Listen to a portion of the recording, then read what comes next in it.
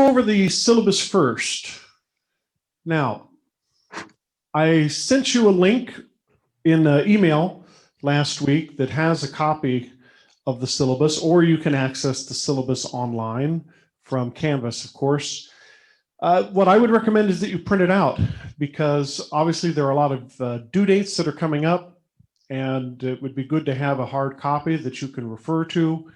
Whether you print it out or not, make sure that you write down the due dates in whatever calendar you're using so that you can remember what's coming up. Specific due dates, for instance, in regards to discussions, in regards to the midterms and the quizzes. We'll talk about all of that here in just a moment. So first, let me point out my office hours. Because of the COVID-19 crisis, we are not meeting on campus, not just for class, but even for office hours. So the office hours that I have listed here are office hours by phone. I will be in my office, which is why you can use my phone number, 741-2546, but I will not actually be meeting anybody in person. So please do not show up on campus during that time. I failed to write down my email here. So what I'm going to do is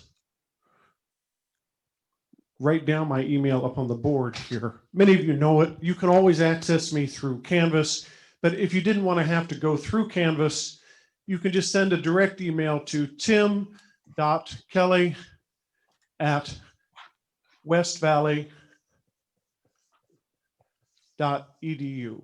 tim.kelly@westvalley.edu. So in terms of office hours, then you can call me. Personally, don't bother leaving a message because I'm not going to get it until the next day. If you need to get a hold of me, really the best way is through email. That's how we can handle whatever concerns that you've got. Because I do respond to email usually as soon as I get it or as soon as I have time to get it. Now, there's only one textbook that is required in this class, and that's Mark Kesselman's Introduction to Comparative Politics, 7th edition. It's a bit pricey, but it is an older edition. The newer editions are even more expensive. That's why I try and hold on to the older editions as long as I can. The difference is, well, the drawback of using an older book is that you won't always have the most up-to-date information. For instance, Prime Minister of Japan just resigned this week. Obviously, your textbook isn't going to cover anything about that. So what I try to do to supplement the information that you're going to be reading in the textbook with more modern current information is online readings. And if you take a look at Canvas, when you go onto Canvas, you will find under the course resources, you'll find it online readings. When you click on that, it takes you to this page. And the online readings on this page are divided by the country. They're also listed on your syllabus. You can link them from your syllabus as well. You don't have to go, well, if you link it from the syllabus, it'll take you to this page. So either way, you can go to this page directly from Canvas, or you can just use the syllabus. Every once in a while, these links fall flat. I just, for instance, thanks to Cindy, who told me that the alt-right article URL address was not current. I just made it current this morning. Also, occasionally I'm going to add new stuff. That's one nice thing about online readings, is that I can add to it. So for instance, there was one article that I added just this morning. In China, the Great Firewall is changing a generation. Great article that I just read on Politico.com this morning, and absolutely relevant to the kind of themes that we're going to be discussing. Now, that doesn't mean that I'm necessarily adding to your reading. Usually what I'll do is I'll add an article and subtract an article. But in the case of China, you didn't have many articles to begin with, so I just added that one on. But I'll always let you know whether there's a new article that I'm going to replace, and I'll never do it in the middle of the week when the articles are due. So get the textbook. You can get it at the bookstore. I'm sure you can find it online as well, but if you buy it online, keep in mind that you need the textbook now. All right, not next week, not 2 weeks from now. You need the textbook now. You need to start reading it now. So if you are going to buy it online, get it through expedited shipping. I have checked with the bookstore. They have copies. They tell me they have copies. You never really know with the bookstore, though. What else have I got here? General class policies, I'm going to let you guys read that stuff. Threaded discussions. Now, there are 5 discussions that you have in this class. Normally, of course, if this were an on-campus class, I would base your discussion on the participation in the classroom and the kind of activities that we would do. Fortunately, we don't really have that option. Even though we can use breakout rooms, I'm not going to be taking roll this semester because honestly, not everybody shows up. And even when they do, what I'm finding is that students will just log into Zoom, but not actually attend the class. So I'm not quite certain how successful these type of breakout rooms will be, but we'll give them a try. Your participation grade, however, will be based on the discussions that you do on Canvas. And as you can see on the syllabus, you have 5 topics. First one is already posted, deals with populism in the United States. That's with one of your online readings. Next week, then, you're focusing on, week after that, you're focusing on Brexit. Again, you have an online article that will deal with that. A little later, we'll take a look at the low birth rate in Japan. Why is it that the Japanese are having so little sex? And I mean that seriously. Why are they having so little sex? And why is it bringing about such a huge decline in population? And what are the consequences to that? We'll take a look at religious nationalism in India, because if you want to understand conflict in India, you really need to understand religious nationalism. And then finally, we'll take a look at President Xi in China and his desire, it would appear, to be the modern version of Mao Zedong. Let me close my email, otherwise we're going to be hearing that little beep all through the lecture. Okay. So the class is divided into countries. Now, this is going to be different from any other political science class you've taken. If you've taken Poli-Sci 3, if you've taken American government, those are classes in which the lectures are divided into topics. For instance, this week we're going to discuss the bureaucracy. This week we're going to discuss legislatures. Let's take a look at the executive. Even in a Poli-Sci 3 class, which in many ways is a comparative class, what you find is that, let's bring you back here. What you find is that I will use many examples in my Poli-Sci 3 class to talk about legislatures. Here's the Mexican legislature, and here's how it's different from the American legislature, and here's how it's different from the Russian Duma. Well, instead of focusing all of that in just one lecture on the legislature, we're going to bore down deeply into a series of countries. I wish we could do more, but we've only got 15 weeks, and I want to be able to give you as comprehensive an understanding of these countries as I can.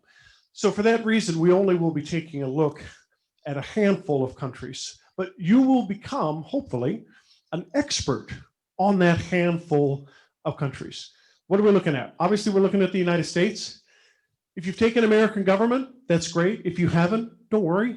You don't need to take any political science courses to do well on this one. As long as you keep up with the readings and listen to my lectures, you're going to do great. But we start off with the United States because even if you haven't taken an American government class, my guess is that you are probably most familiar with this political system. And the goal of our class is to compare these different types of political systems. Why does a democratic system in the United States work well for us, but maybe doesn't work well for Iraq? Well, we're actually not going to take a look at Iraq, but we will be taking a look at other democracies, so that you can get an idea as to how democratic systems can differ, right? There isn't a one-size-fits-all. So the United States will be our touchstone. We start off with that country because you're most familiar with that country, and then we will build upon that country by making comparisons then with the further countries that we look at. We'll take a look at Great Britain, we'll take a look at Germany, we'll take a look at Japan, we'll take a look at India, the largest democracy in the world, we'll take a look at Mexico. Then we shift gears. Then we go into non-democracies. Russia may have the appearance of a democracy in terms of its constitution and in elections, but there is no more democracy in Russia. I want to make that very clear. There is no democracy in Russia. And so Russia appropriately when I first started teaching this class about 20 years ago, and we had a lot of hope and optimism about Russia, we called Russia a transitional country, a transition into democracy. There is no transition into democracy in Russia. Russia is not a democracy, and I will explain to you why that's the case. And of course, I'm sure I don't have to go into a large argument as to why China is not a democracy. It is obviously not a democracy. It is an authoritarian society. And then we'll take a look at Iran. Iran obviously also is not a democracy, but unlike any of the other countries that we will be discussing, Iran is also unique in that it is a theocracy, and that you have the government run by clerics, by religious people, priests. And it's unlike any of the other countries that we'll be taking a look at. So we'll end the semester with Iran. And then our final assignment, and if I can do this through breakout rooms, that's what I want to do. Our final assignment will be for you to build a country. And I don't mean you individually. You'll be working in a group, and I'll give each person in that group a particular role to play. Maybe you'll be a peasant. Maybe you'll be a general. Maybe you'll be a businessman, a member of the Chamber of Commerce. I'll set up for you what the country's political situation is. It will be a country that, in fact, has suffered from some kind of revolution. In fact, I can tell you what it is. It's the country of Westphalia. And the problem with Westphalia is that it faces a severe enemy called Missiononia. And what we need to do is ensure that you can create a country that is going to not only prosper economically, but serve its people in terms of government and protect its people from those evil Missiononians. So we'll talk much more about that come the 15th week. It's always a lot of fun to do it in class because each group will always come up with a different kind of country. Again, I'm not sure it's going to work with the breakout rooms, but we'll see what we can do. All right. Now, in terms of workload, what do you got? The workload actually is no different for an online class than it is for an on-campus class. And that's because I have always used take-home exams in this particular course. There is so much information, really so much information, that I think it would be really unfair for me to sit you down in an hour and 20 minutes and say, tell me everything you can about these three countries. If you could do it, you probably wouldn't be able to do it well. And I would rather you do it well. So for that reason, I've always assigned take-home midterms for this course. Your first take-home midterm is due on October 15th. It deals with the topic of federalism versus unitarianism. Now, if you've taken Poli Sci 1, maybe you know what those terms are. If you don't know what those terms are, don't worry about it, because I'm going to explain it to you over the next few weeks. And I'm going to give you a series of countries that you will be comparing and contrasting in terms of a federal and unitary system. The second midterm then deals with collective identity. How do we see a collective identity in these particular countries, which I will give you at that time? And you'll explain to me the role of women. You'll explain to me the role of ethnic and racial identities. You'll talk about religion. You'll talk about class. I'll give you a criteria. You'll essentially take these 4 or 5 countries and explain them in terms of the examples that you will be getting from the lecture and from the textbook. Your final exam then will be something that you take on Canvas, because the final exam always worked out where you turned in a paper on the day of the final exam, and then you took a short test, usually dealing with terms, on the final exam day, because we are required to give everybody a final exam. I haven't quite figured out yet what I'm going to do for the final exam. There will be a long essay, just as there always has been. Normally it deals with comparing and contrasting Russia to China. And then I haven't figured out what short test you will take on Canvas, but we have plenty of time to figure that out. That's not until the end of the semester. What else we got? These lectures are being recorded, and I will put them online on Canvas as soon as the recordings are available to me. Usually I just need an hour or so to edit it and cut out the first 10 minutes that have everybody waiting. But I will put a link online for anyone who misses the lecture, or if you just want to review the lecture. That's one great thing about Zoom. My lectures were never recorded before. Now you have the opportunity to review. All of the PowerPoints are online. I would recommend that you print out the PowerPoints. It's entirely up to you. It's the same recommendation that I would make even if we were on campus. You will find them under modules, and they're divided by week. So PowerPoint lecture introduction, I'm actually going to give you a lecture today. I'm going to start a lecture. I don't know if I'll have time to finish it. And then we'll go into the United States on Thursday. The reason I give you a lecture is because I give a lecture on the first day of all of my classes. One reason is because I don't want to waste any time. We've only got 15 weeks, less than that really when you add in holidays. So I want to use every minute that I've got. But the other reason is I just want you to have an idea as to what it is you're getting into. Once you see my style, maybe it doesn't work for you. I hope it does. But that's why I give a lecture on the first day. So you're going to find the PowerPoints.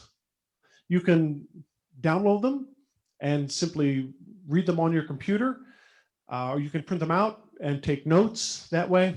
You'll find the PowerPoints for the first 2 lectures for the first 2 weeks here. You'll also find discussion. When you click on that, you'll see what the instructions are. The instructions are pretty simple. Let's take a look at them. I will give you a prompt. Usually it will deal with one of the online readings, almost always. It will deal with one of the online readings. I'll give you a series of questions. You don't have to answer all of these questions. These questions are really just to get you thinking. You know, maybe you've read the article and you say, oh, shit, I don't know what to talk about. Here are some ideas. Here are things that you can talk about. What are you going to do? You are going to write a paragraph, 5 to 7 sentences, showing me that you are familiar with the topic and that you're not just bullshitting. And then you're going to respond to someone. That is required. You will not get full credit if you don't respond to one of your classmates. Now, if you're the first person to post on the discussion board and you're waiting to fulfill that assignment, well, you just got to wait until somebody posts and responds to you. But eventually, somebody will post and you'll be able to respond. You must do so in 4 to 5 sentences. It's not difficult, pretty straightforward. I want to make sure that you guys are doing the readings, obviously, but the reason why I'm having you respond is because this is the only way that we can have any kind of interaction. Normally, this is a class where there would be a lot of bonding, and I'm not really into the kind of psychological stuff where, oh, we got to have students bond. But the poli-sci classes tend to bring that about anyway, largely because of the activities that I have students do in class. In this particular class, it's normally pretty fun because the first activity would be a Congress and a presidential election. And we would use the Electoral College rather than the popular vote. And oftentimes, in fact, the person who wins didn't win the popular vote within the class, but won the Electoral College vote. Then normally when we went on to Great Britain, we would do a parliament, and you would be able to see the differences, how making laws in a parliament can be so much more efficient than making laws in the kind of presidential congressional system that we have here. Well, we can't do that. Even in a breakout room on Zoom, that's not something we can do. So what I've tried to do is to create discussion topics that I hope will bring about that normal interaction. You're only required to respond once, but I would encourage you to respond to as many students as you wish to really get a conversation going. You only have to respond once, right? You do your post and then you do your response and you're all done. But if you really want to get something out of the course, go beyond that. I'm not going to give you extra points for it, but you're going to learn a lot more, and I think you're going to enjoy the class a lot more if you take that extra step to engage with your fellow students.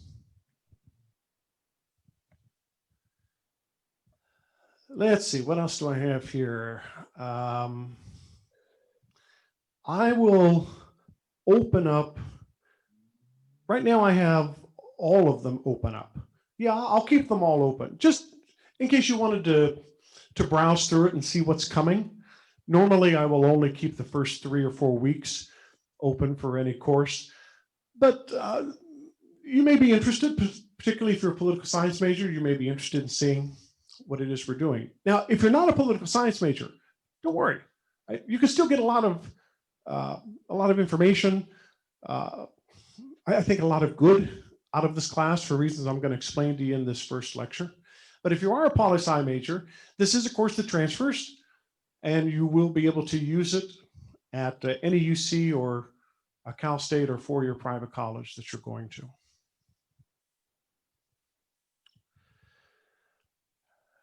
Okay, let me take a look here. I want to make sure I'm not forgetting something. Let's go back to the syllabus. Oh, quizzes. Yes, haven't talked about quizzes. You will have 2 quizzes online. They deal specifically with the textbook. And they are listed in the syllabus as to when they come up. 25 questions, multiple choice. Your first quiz is week 5, covering chapters 1, 8, 2, and 4.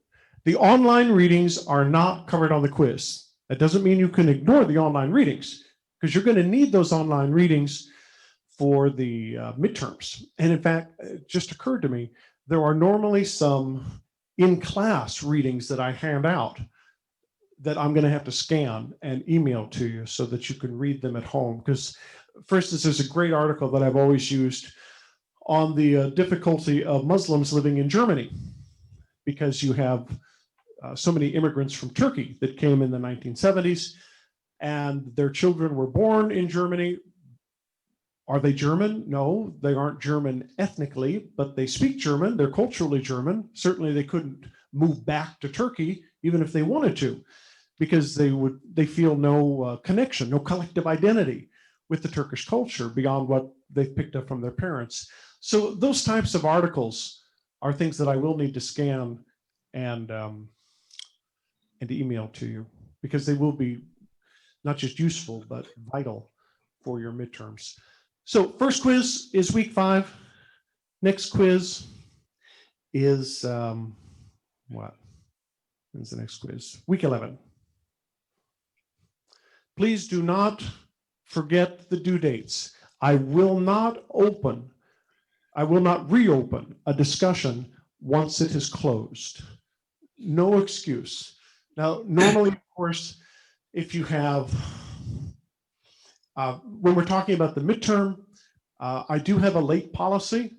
You can avoid a late penalty if there is a medical emergency, but not even a medical emergency is going to help you with the discussion. The discussions are open for several weeks. Once that due date is closed, it is closed. Same thing with the quizzes, the 2 quizzes. Once the quiz due date is closed, it will not be reopened for any reason. So I would recommend that you take it early in the week rather than waiting until the last minute, because bad things do happen, things that you didn't expect. But that's why I give you a week, sometimes 2 weeks, in order to complete these assignments. So you take a risk waiting until the last minute, but it's up to you.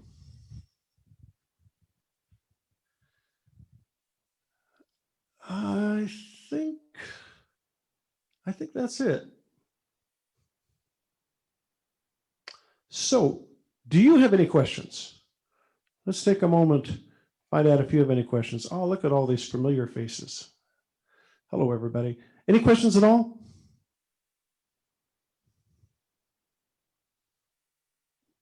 Okay.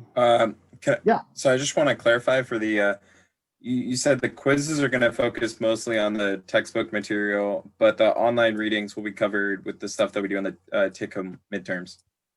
Yes, the online readings you will need for the midterm and for the final, but the quizzes specifically cover the chapters listed in the textbook. Thank you. You bet.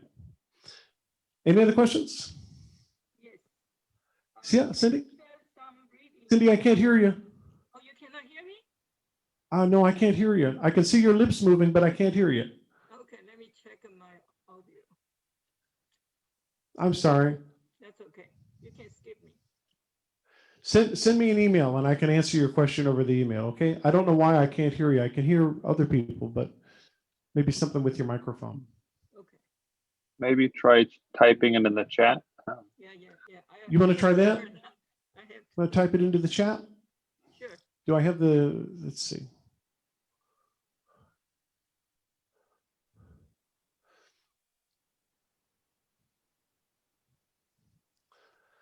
So while Cindy's doing that, let me give you a preview as to what's coming up. I'm going to start a lecture today.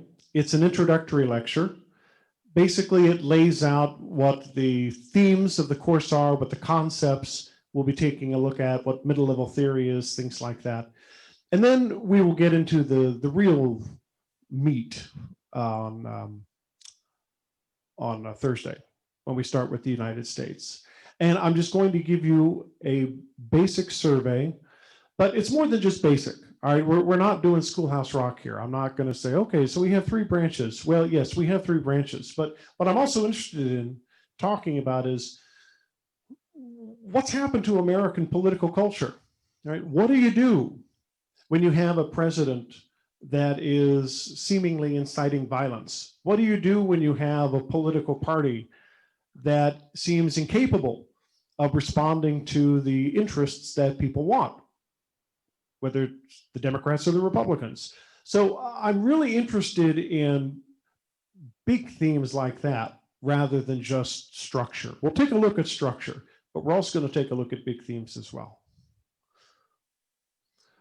Okay, I'm going to go ahead and get started here. Let's bring up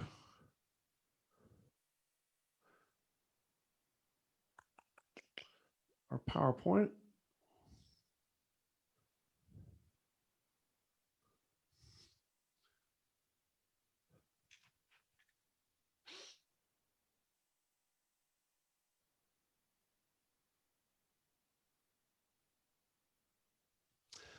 All right, when we think about our presidents, we tend to think of them as strong. In fact, almost in sort of having superhero qualities, particularly when they are faced with crises that we have here in the country. Franklin Roosevelt, for instance, and the Great Depression, Teddy Roosevelt, and the problem of the trust, Abraham Lincoln, and the Civil War, George Washington, and the founding of the nation. We think of our presidents as strong. As I said, indeed, like superheroes. Let's take a look. Get up.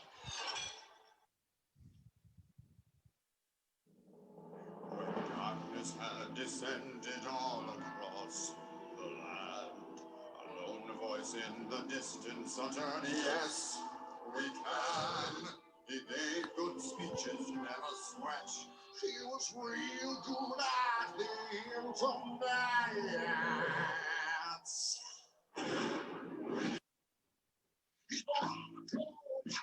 He's come to save the day. It has to be a stimulus for the bourgeois. They say he had to save the day.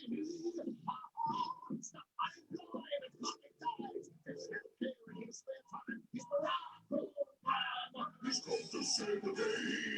Use your superpowers to win in Iraq. Then Kung Fu shot the Taliban. Ka-chow, ka-chow. Our image in the world you made. They make the Jews and Arabs friends. He's Barack Obama. He's come to save the day. Sir, we've got a situation. Pirates.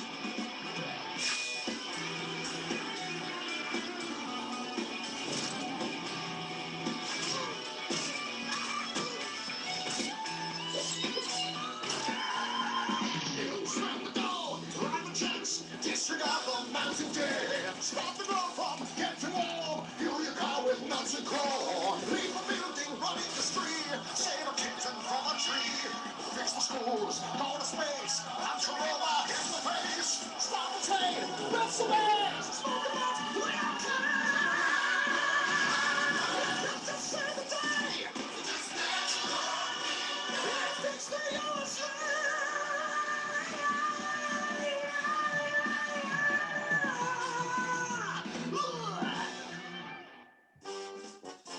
Okay, I love that cartoon. So let me ask a few questions here. Is Donald Trump the most powerful chief executive in the world? No, No. not even close. No, really? I would say yes. Whoever's the president of the United States is the most powerful chief executive in the world. Okay, certainly he leads the largest economy. Certainly he has the military. Hell, he could blow up the world if he wanted to. When you mean like, I'm sorry, go ahead. I was gonna say, when you mean most powerful chief executive, do you mean like in terms of like the powers he would have within his country, or do you mean like around the entire world? Kian, you are going in the right direction there. That's just what I want to explore. When we say power, what do we actually mean by that? And so let me give you a few more examples, and then I'm going to define power for you. Because certainly when we think of the economy, when we think of the military, we tend to think of that as pretty powerful. Certainly Donald Trump likes to think of himself as powerful. He's talked about how he can make the states do whatever he wants. He's talked about how he can make China do something that it doesn't want to do. Here's an example that I had previously where what Trump was telling American companies, you've probably forgotten this because it went nowhere, but a year ago, Trump told American companies, you have to get out of China. Well, the president doesn't actually have the power to force companies to stop doing business in another country. He can make it more difficult, but it does not, the presidency does not have the power to actually do that. Yeah, So- but why does the president then have the power to force a Chinese company to sell its company to a U.S. Buyer? How does he have that power if he can't force American companies out either? He can't force them out. He can make it more difficult to do business there. For instance, he can prevent further investments. He can put tariffs and other restrictions on the kinds of goods that they're trying to make in China and sell in the United States. But the president of the United States doesn't have that single authority with the stroke of a pen to say, that's it, IBM, you cannot do business anymore in China. So how do we define power?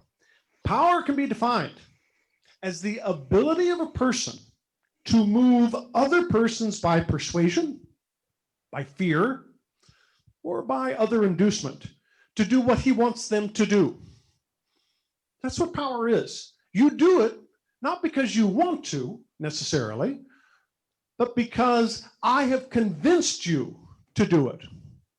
You don't want to wash my car, but I have convinced you to wash my car, either because I'm a really nice guy and I am very telegenic and you say, God, Dr. Kelly, I just want to wash your car. Or maybe I've said, if you don't wash my car, I'm going to give you an F. And because you fear getting an F in the class, you wash my car.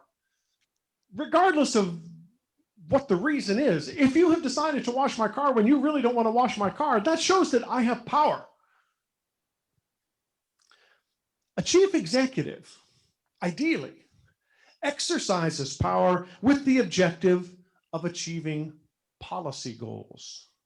Healthcare, lower taxes, higher education spending, a stronger military, smaller deficits, more spending in domestic aspects.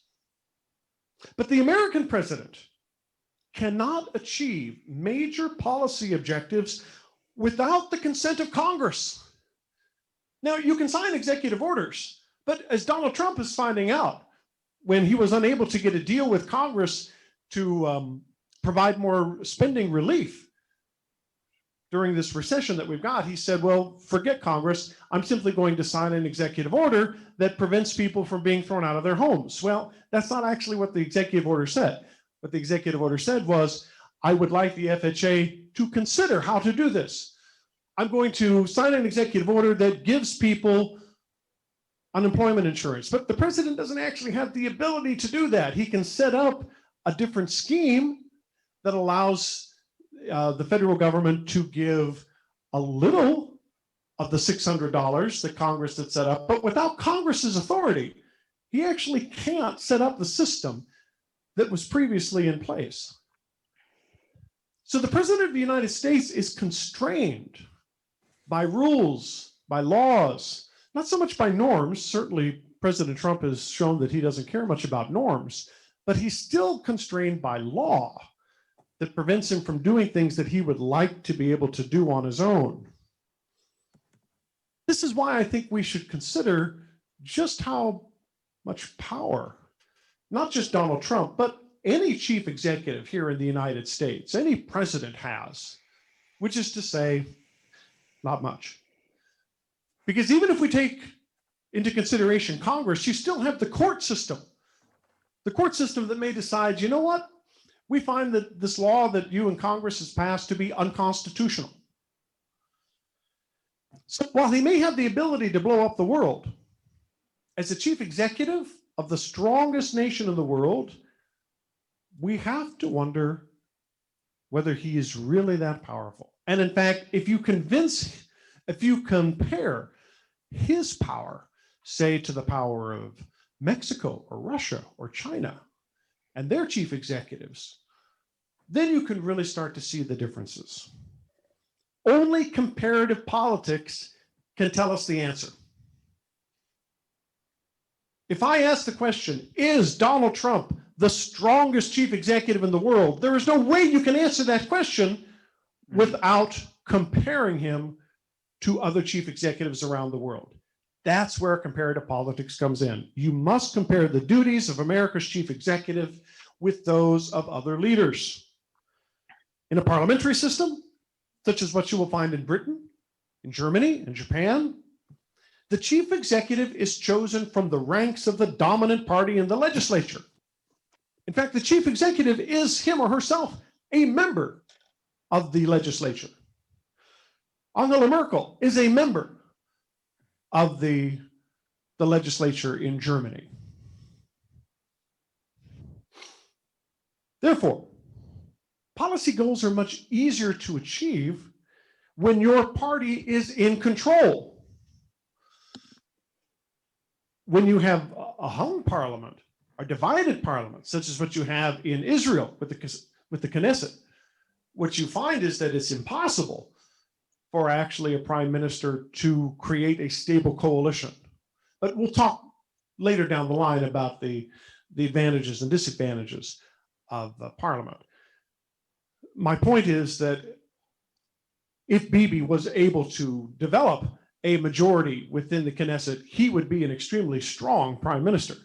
Even without the majority, he still is able to wield quite a bit of power. In Russia, the president is not a member of the Russian Duma. Right? Russia actually uses a congressional system that is combined with a parliamentary system. You have a prime minister. It's a bit complex. We'll talk about it much later. But the President Putin, is not a member of the Russian Duma, but he does have the option of dissolving the Duma and calling for new elections if he cannot bend it to his will. If he wants to pass a certain law that says, make me president for life, and the Duma says, we're not sure that's a good idea, he can dissolve the Duma and call for new elections. Finally, in China, the General Secretary of the Communist Party is also the official head of the Chinese government. Indeed, they call him a president, and has almost unilateral decision-making power. Now, there is a Politburo, there's a People's Congress, there are all these different levels of supposedly policy-making, decision-making bodies. I'll explain to you when we get to China why none of that matters. So it's pretty nice to be President Xi. He's built up a power base that essentially allows him to do what he wants, including running for president for life, if that's what he wishes. But even here, things may not always appear. They may not always be as they appear. For 20 years, for instance, Deng Xiaoping, who controlled the army and implemented the economic reforms that dramatically improved China's standard of living, he ruled the country as a virtual emperor after Mao's death until Deng's own death in 1997. Even though he never held a high political government or party position, with the exception, he would probably say, of being president of a Beijing bridge club. That was it. That's the only official position that he ever held. But because he controlled the army, he was essentially in control. And in China, whoever becomes the new president immediately will work to take control of the army. That's what she did. The minute you start looking at the political systems of other countries to answer a comparative question, you are using the tools of comparative politics to better understand your political world. To study politics in a comparative way is to estimate the extent of similarity or contrast between one thing and another, which is just a fancy way of saying you're comparing and contrasting. How do we see the legislature in a democracy different from a legislature in an authoritarian system? How do we see a legislature in Germany different from a legislature in Russia? You're making comparisons between and within political systems. You're taking a look at the domestic politics of countries and their peoples. The method of approach that you follow is to first identify the similarities and the differences between political institutions and processes by focusing on selected features or developments. Comparison begins with a puzzle or a question. Do parties in office carry out political pledges? Is inequality growing or declining within the remaining communist systems? Why do some countries seem more prone than others to military seizure of power? Why do we see an interest? Why do we see an increase in authoritarian culture here in the United States? Can we compare that with countries like Germany, which has a history of authoritarian culture, but has moved away from that past? Why is that the case? Why is America moving more towards an authoritarian culture while Western Europe, where authoritarianism is so deep, is moving away from it? And why do we see it regaining ground in Eastern Europe? One of the online readings that you're going to be taking a look at for the United States deals with Hungary, which you may find rather odd. Why am I reading an article about Hungary during the United States? Well, because it's a comparative politics class. That's why I want you to constantly be thinking in terms of comparative politics. But also, I want you to understand that what we see in Donald Trump, and let me just kind of say right at the beginning, I'm not a Trump fan, all right? But I'm always going to try and be fair. I'm always going to try and give you both sides whenever I can. But I'm not going to pretend that I like Donald Trump. I don't like Donald Trump. And I see some dangerous things happening in terms of the country moving towards a more authoritarian culture. Is democracy at risk? I don't know. I mean, I think we have a pretty strong democracy. I think federalism keeps us strong. I'm not sure that the warnings that the Democrats were giving during their convention about this election is so important it's going to overthrow democracy if Donald Trump wins. I don't, that's probably not the case. But hold on. But certainly we have seen an erosion of democratic norms in this country that would no doubt continue down the line. All right, somebody has a question? Did somebody have a question? Yeah. Hasn't American politics just been flawed from the start because people have never been properly educated enough to choose a proper decision? People have never been educated enough to do what?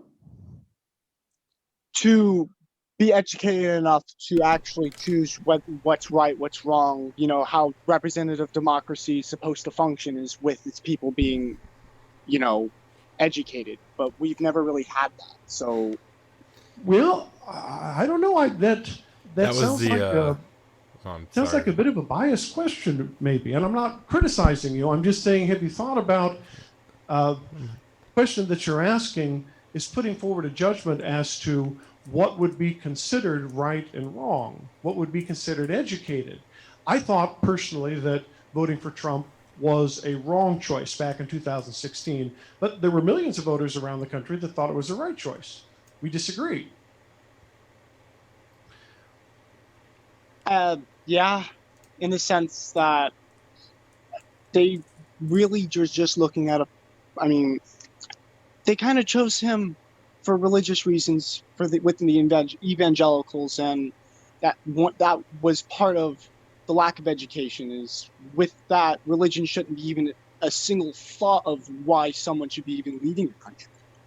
So, Well, Okay, anybody want to chime in there? Go I'll ahead. make a I think that that's is my mic even One at a working? time. I'm sorry.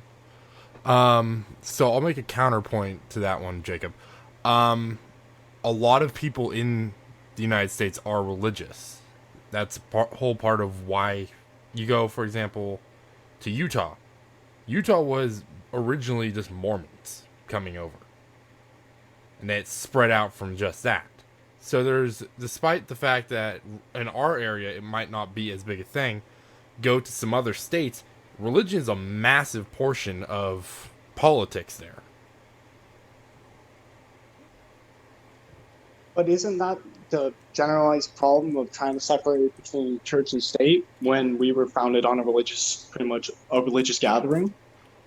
That is a problem, but as people have the right to do it, you can't infringe upon their rights to decide that based off their religions. That was a part of the promise of the United States. It was freedom of religion, freedom to practice, freedom to do things that you couldn't do back in Europe when you first came over.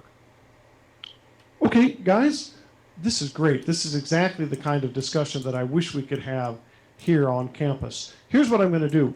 As soon as I get home later this afternoon, I'm going to open up a discussion board so that anyone who wants to talk about religion and politics absolutely can do so. It's not required, but if you would like to continue this discussion, I'm really sorry that sometimes I'm just going to have to cut the discussion short so that we can move on. But fortunately, we do have a system on Canvas that allows us to continue talking about these things. So thanks very much, guys, for starting us off on that. And I will put something on Canvas that will allow you to continue it. So when we are talking about comparative politics, we put forward a theory, we test it, we apply it to one or more cases. It's important that you understand that political science literally is a science, if you choose to believe it as such. I'm not so convinced myself. My PhD is actually in history. I focused on American domestic politics. I focused on US foreign relations. I was going to be a double major, history and political science, but I wasn't quite convinced that political science really was a science. I prefer to study politics from a more humanistic aspect, which is why the humanities worked out better for me at UC Irvine than actually the social sciences did. But you will find plenty of political scientists out there who will tell you that, yes, it absolutely is a science, that we can find some kind of solution. If you put forward the causes, we can look at this analytically and we can come up with A plus B equals C. And so that's what comparative politics seeks to do. It identifies the similarities and differences between political institutions and processes. It asks a question, and then it puts forward a theory and tests it by applying it to one or more cases. That's key. You have to apply it to, I have written here one or more cases. You really have to apply it to more than one. Otherwise, it is simply unique. And if something is unique, it's interesting, but it doesn't tell us anything about society in general. We need to understand patterns. We need to understand how these things can cross over from one to the other. If every country is unique, then that's interesting to study, but it's not science. So let's go to the next question. Why do we compare nations at all? Well, because comparison enlarges the range of cases available to us. And most important, it combats ethnocentrism. In a world that is increasingly becoming globalized and borderless thanks to communications technology like the internet, we must avoid the type of thinking that says the American way of politics is the only way. And as we send troops into other countries, with the intent of grafting our own political system onto another country's, we may be surprised to find out that American democracy is not a one-size-fits-all system. As I said earlier, it works here in America most of the time, but it wouldn't have worked in Iraq. It wouldn't have worked in Afghanistan. It didn't work in Iraq or in Afghanistan. We tried to make it work, it didn't. So each country is going to let's see how to put it. I love to cook, and so does my wife, but my wife grew up in China. And so whenever she cooks, even if she's cooking quote unquote American food, she likes to add some of the flavor that she grew up with in China, right? And for her, that is a good fried chicken dish because she added a little curry to it, or she put in something that has that nice Chinese spice to it. For me, it doesn't taste like fried chicken. It's certainly not Kentucky Fried Chicken that I grew up with. So democracy can be the same thing. Here, what works in the United States may not work in another country. Even when we were helping to rebuild European countries after World War II, we didn't simply set up a United States democracy in Germany. We didn't set it up in Japan. As you'll learn in a few weeks, Japan actually has a pretty unique kind of democracy, but one that works well for them. So, fighting ethnocentrism, that I think is one of the most important objectives of this class. How can we be more sympathetic, be open to other forms of cultures and political systems that are different from our own? And maybe what you will come to the conclusion is that maybe American democracy isn't the best democracy. Now, that's not my goal. My goal is not to get you to question American democracy. I don't care whether you think American democracy is great or whether you think it sucks. I want you to be open to the different possibilities that are out there. Comparative politics looks for a balance between the specifics of individual cases and the search for universal patterns. Hey, guys, hold on a second. I'm gonna mute everybody here because I'm hearing something in the background that is, here we go. Countries have unique qualities, just as students have unique qualities. As I am looking at all of your pictures, well, there aren't many of you with pictures here. Most of you just have names. I hope you're still logged in, even if I'm not seeing your pictures. But as I look at your names, and if I were looking at your happy faces here in the classroom, what I would say is that each one of you have a unique quality that makes you special. I know I'm sounding like your dad. You're special. You'll always be special. That's great. But at the same time, I bet that there are some generalities that I can make concerning your class, your economic position, concerning your educational level, concerning your background. I mean, after all, there does tend to be a certain type of student that comes to community college. And more specifically, a certain type of student that comes to West Valley College in one of the highest income neighborhoods in the United States.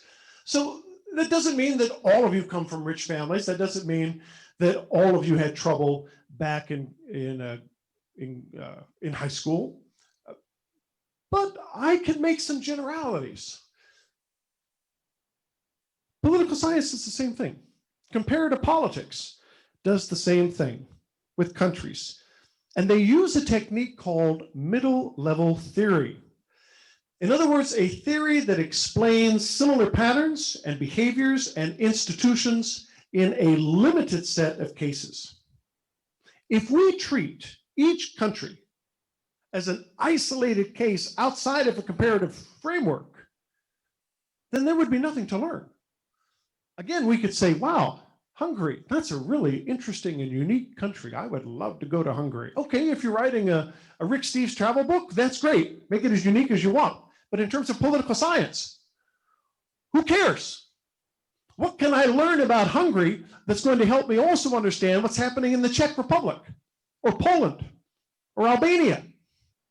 All countries which used to be communist. Are they going through the same type of economic transitions? Are they moving more towards authoritarian systems, despite the fact that they were once promising democracies?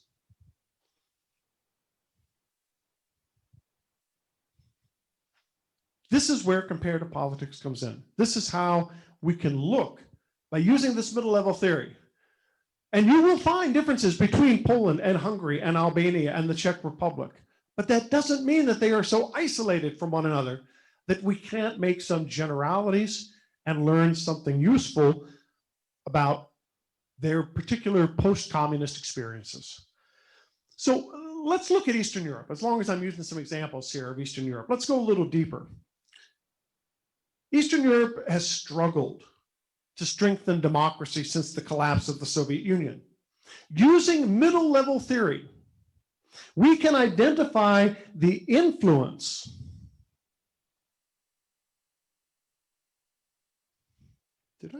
I think I skipped something here. I did. Okay, hold on just a second. Let's go on to the next slide. I will come back to that previous point. But I needed to move on. I should have clicked. All that I've been talking about in middle level theory is right here. If you're writing it down, I'm going to give you a minute to write it down while I take a drink.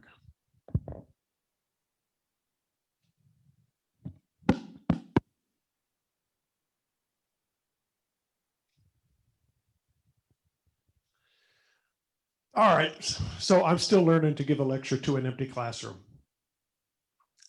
The point that I was going to make on the previous slide was simply that states matter.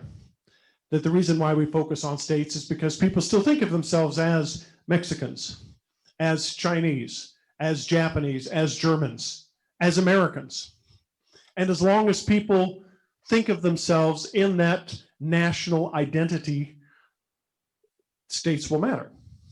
Not only that, states still make a lot of laws. They regulate trade. They regulate their borders. So as long as states continue to have a function within our world society, we'll need to continue to focus on states.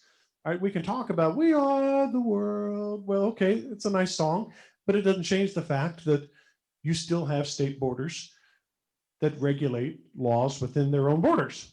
And so as long as states matter, they'll matter to political scientists. So back to Eastern Europe. How can we use Eastern Europe to understand middle level theory? Well, using middle level theory, we can identify the influences on these new governments' political stability. What institutional legacies were left over from communism that burden these countries? Institutional legacies, for instance, such as bureaucracies.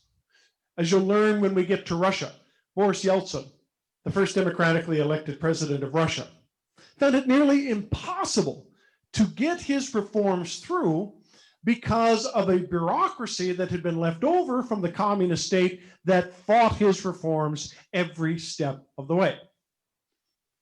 And a legislature that was still largely formed of former communists who were not interested in capitalist reform. And it got so bad for Boris Yeltsin, he actually sent in tanks to bombard the legislature. You'll read about that. In fact, I'll show you a good film about it later on in the semester. So institutional legacies, how are they burdening these states? What similar factors can we find in political culture that intensify ethnic conflict? There was one advantage to communism.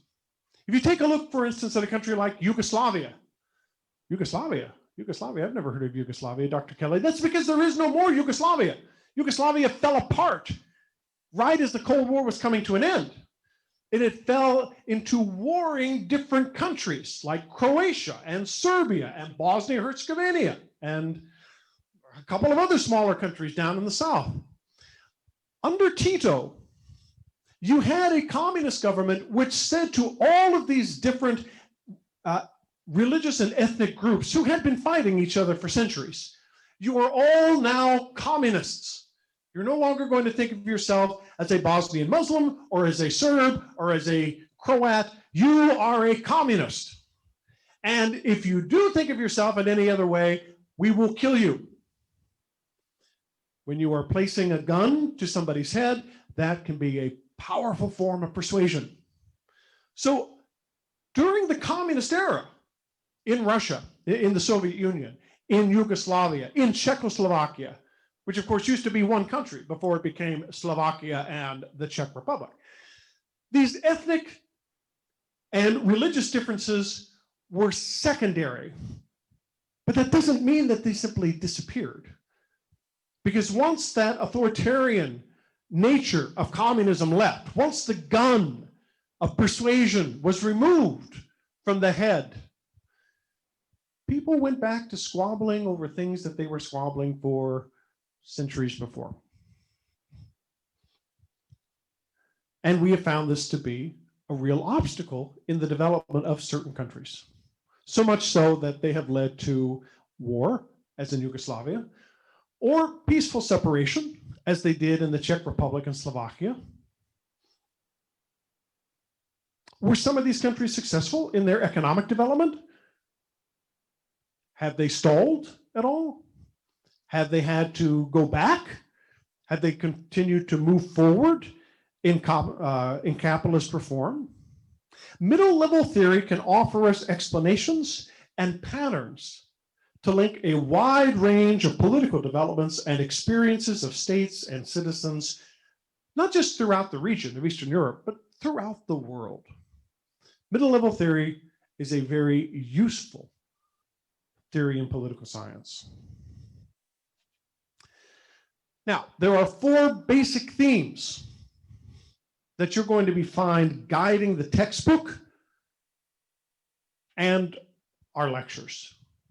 All right, 4 basic themes. Sometimes they will be very clear, sometimes they'll be subtle, but I'm always going to talk in some way in every country that we discuss these 4 themes. First, a world of states. Boy, that just sounds so hippie-ish. A world of states. In the modern era, states have been the primary actors on the world stage. Therefore, we use them as the foundation of our political analysis. Right? Again, as I told you, because states matter to people, states matter to political scientists as well. Now, when we talk about international relations, let's compare it with international relations. We took Poli-Sci 4 in the spring. It's a very different kind of political science class, because within international relations, you are focusing on relations between states. Now, you may also be talking about domestic aspects, policy decision-making, for instance. We talked about the Cuban Missile Crisis. What kind of policy decision process was Kennedy using? But to understand what that process was during the Cuban Missile Crisis, you still needed to understand that this was in regards to our interactions with Russia. Right? So the international relations focus is on how states interact with each other. That is not what comparative politics focuses on. Rather than focusing on relations between states, we are going to be focusing on political processes within states. Now, that doesn't mean that we completely ignore international relations.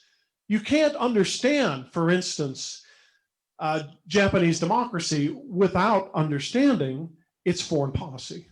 You can't understand what's happened in the United States without understanding our relations with Latin American countries. Certainly, these are outside influences that affect our domestic processes.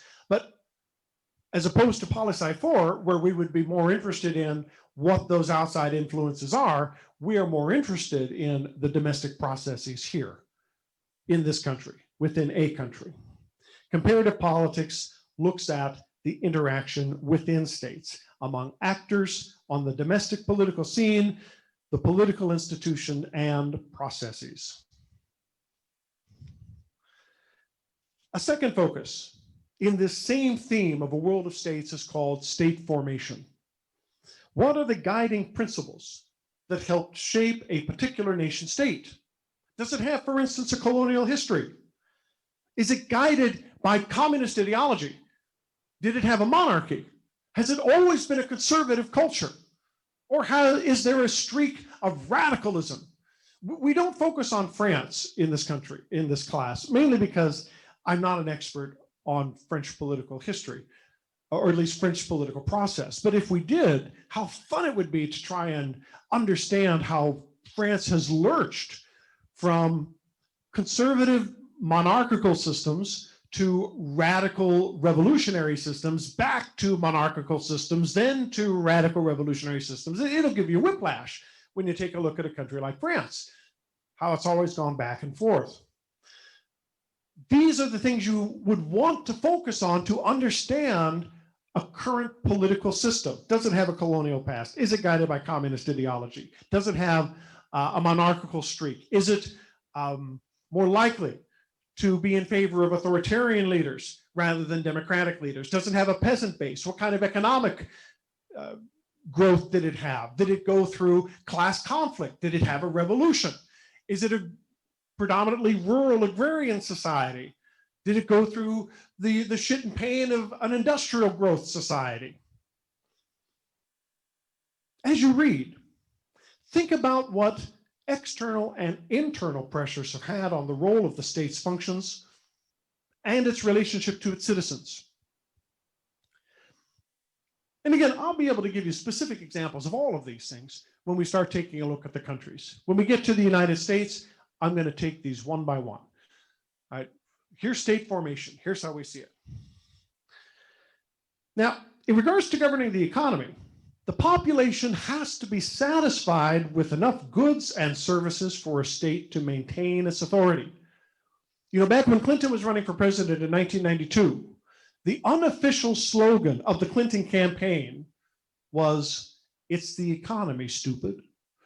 And what James Carville, the campaign manager, meant by that was that the only thing that people care about is their economic well-being. And because Clinton was running for president at a time when you had an economic recession, the incumbent was at a real disadvantage. That was George Bush Sr., a real disadvantage. And so Clinton constantly kept hammering on the economy, the economy, the economy. And it helped him win back in 1992. Biden, of course, is trying to do the same thing by focusing on COVID and the economy. He's hoping that the phrase, "It's the economy, stupid," still works. Donald Trump, of course, is hoping that law and order is the phrase that works. We'll see which one does come November 3rd. But back to economics. The Eastern Bloc countries under communism could not provide the basic services that their populations wanted. And eventually, it led to their collapse. We see it in the Soviet Union. We see it throughout the puppet states that the Soviet Union contained. But it doesn't necessarily mean that it will always lead to a collapse. We have to understand that China also, for instance, under Mao, could not provide its people with basic services. He was so busy fighting these ideological crusades that people literally were starving. And in some rural areas, resorting to cannibalism.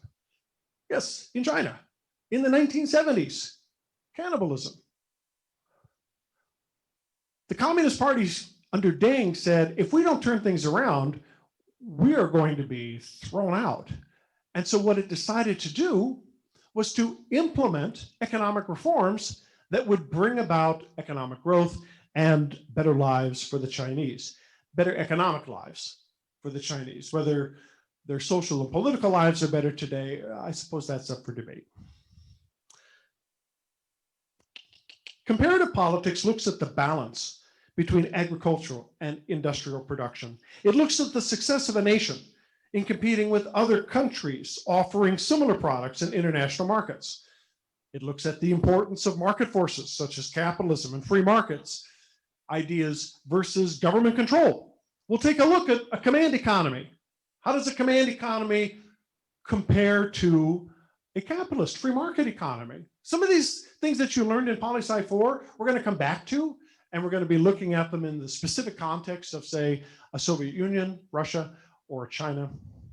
Keep in mind as you read and listen to my lectures how governments affect economic performance and how economic performance affects a country's political process.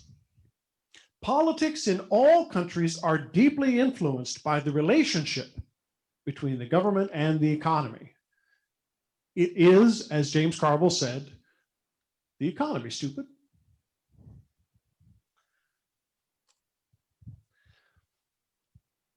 Now, third category, the democratic ideal. There is a growing global appeal to the democratic idea of freedom of expression and the right to freely choose the government that citizens wish to represent them. And you know, even authoritarian governments cannot ignore this movement, relying at least on rhetoric, if not the real thing. North Korea, right? Democratic Republic. There's no democracy in that republic, and it's hardly a republic, right? It's a totalitarian system in North Korea. But by using the name, somehow the government thinks that it can convince the people that, yes, this is really a democracy. The People's Republic of China, PRC. As I told you, my wife is from China. When she was going to school, in her government classes, she learned that democracy in the West was not really democracy, that it was corrupt, that it was inefficient, that it led to inequality. And you know, Chinese are still told this today.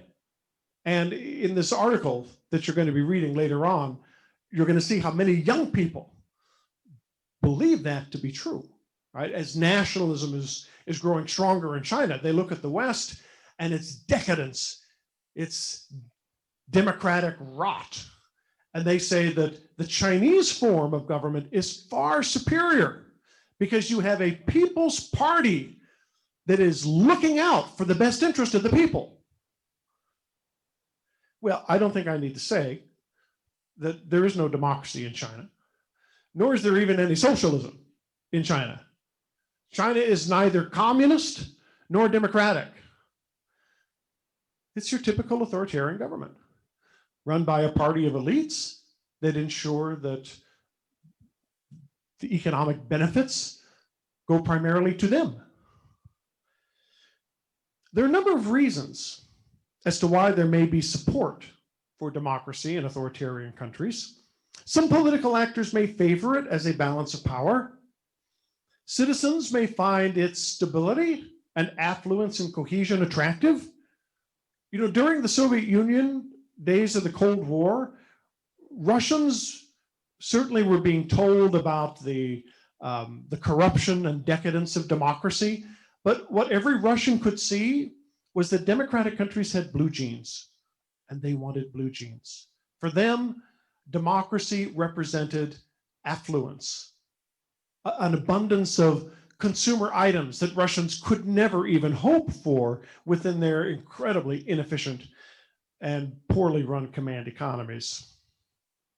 So certainly there is widespread there's widespread desire for dignity and equality throughout the nations of the world, whether we are looking at democratic nations or authoritarian nations. And dignity and equality is not something you're going to get in non-democracies. But democracies vary. There are differences in values and expectations that shape citizens' demands in different countries. And democratic transitions are quite fragile. Opponents of democracy know that their privileged position in society may be threatened. It usually is. You think the party leadership in China is ever going to give up willingly its power and influence? No, it's not. Even within the population, you may find poor and disadvantaged citizens who oppose democracy because they see it as unrepresentative to their needs. If you are, for instance, a South American dictator let's say that you do not have the support of the elites, which is usually where you find this kind of support. Usually in authoritarian systems, you're going to find support among the elites. But if maybe you're the leader of Colombia and you find that you do not have the support of the elites, but you have the support of the peasants and the workers who come out and protest for you. And of course, the military also is helpful here because the military will ensure domestic stability for you. Then the peasants may not be interested in democracy if it means that the benefits they are getting from this particular dictator are no longer coming to them, maybe through higher raises, maybe through subsidies to food and housing and transportation. So democracy doesn't always have to be opposed by the elites, though usually it is within authoritarian systems. Even within the let's see, I just told you that. Here's what it comes down to, though, particularly if we're looking at countries where you find support for an authoritarian regime among poor people. It comes down to this: what good is the right to vote if you have no food? You can't eat the ballot.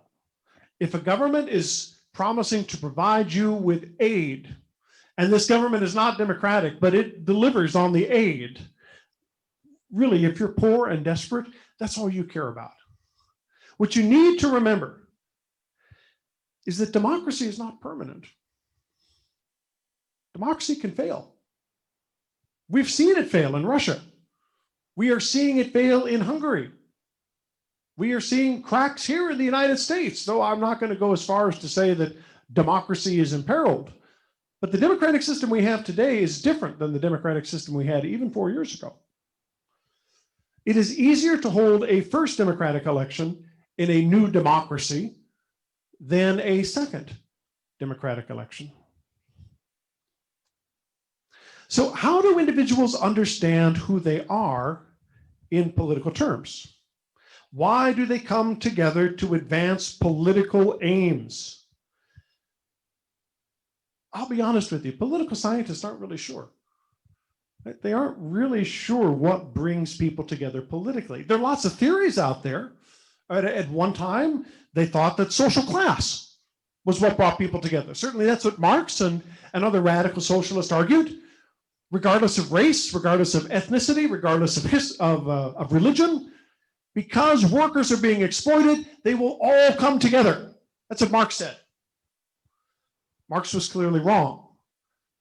Because if you take a look, for instance, at class strife here in the United States, you cannot understand class strife unless you also recognize racial strife. That one reason why a labor movement here in the United States, whether we're talking about the American South or in California, has always been so difficult to unify is because white workers don't want to organize blacks or Latinos or Chinese. So class is not the all-encompassing theory that Marx believed it was to understand human relations and politics. People come together for different reasons. For religious reasons, for ethnic reasons, for racial reasons, for location reasons. You may have more in common living in the suburbs than you do with those living in the cities. Certainly, you find a lot of conflict in China between urban dwellers and peasants. Urban dwellers hate the peasants.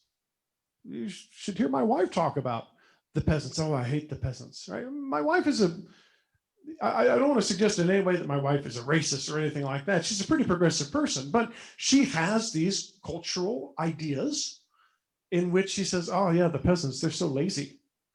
They don't do any work. They come into the cities and they take their jobs. It sounds a lot like the kind of rhetoric we see here in the United States with certain politicians trying to divide Americans in ways for political benefit. So the age-old loyalties of ethnicity and religion and race and gender and locality, it was thought were being dissolved by economic, political, and cultural modernization. But in fact, what we see with the end of the Cold War What we see in our own political culture today is that these are all still very relevant topics. It is still much easier to divide us than to unite us as Americans. Politics is conflict. Politics is a competition of interests. Questions of who gets what and which and how resources are divided and distributed are much more difficult to answer when you are dealing with ethnic, religious, and nationalist rivalries with all or nothing goals. One group, for example, may want religious values imposed on entire societies. Where is the room for compromise in a position such as this, where you are absolutely convinced that your God, whatever religion you are, wants it this way, and that is how it must be for everybody? Infidels will be punished. Not much room for political negotiation. Therefore, politics can take on a much more rancorous, even violent form. Let's finish this up. Comparative government is a fascinating subject as you dig down deep into a variety of political systems. But here's a warning. You don't want to get so involved and deep and interested into each country that you forget to actually make the comparisons. Today, all Americans are touched in some way by globalization through the food that we eat, the clothes that we wear, the coffee that we drink, the web that we surf. Studying other countries and making comparisons will give us the ability to understand a world that touches us in many ways. And whether you are a political science major or not, I hope that you at least get that benefit from taking this class over the next 15 weeks.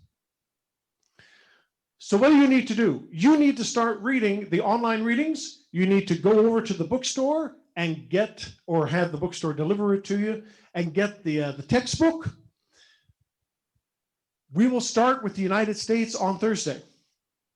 And we're going to focus on the United States at least for 3 sessions. If we need to go further, there's a lot of flexibility in our syllabus because we don't have the normal activities that we would have. So that gives us more time to focus on the lecture and, if necessary, to answer questions. So we have a couple of minutes. Are there any questions? I have a question. Yeah, go ahead. So the online readings, are they like our homework for like the week, or how is it gonna work? I'm sorry, Alexander, say that again. Are the online readings gonna be our homework, or how is it gonna work? Yes. If here, I'll bring it up here. If you take a look at the syllabus, so you see for week 1, your readings are chapter 1 of the textbook. If you have the textbook already, start reading it. If you're waiting for the textbook to be delivered, go ahead and start on the online readings for next week, because that will give you less to read. For the chapter 1, it's basically a more detailed discussion of what I just gave you here in this lecture. So if you were to just skim through chapter 1, that would be okay. Just make sure that you're prepared for whatever questions come up on the quiz. But if you're eager to get into the United States, go ahead and start reading chapter 8 and the online readings right there. All right. Anything else?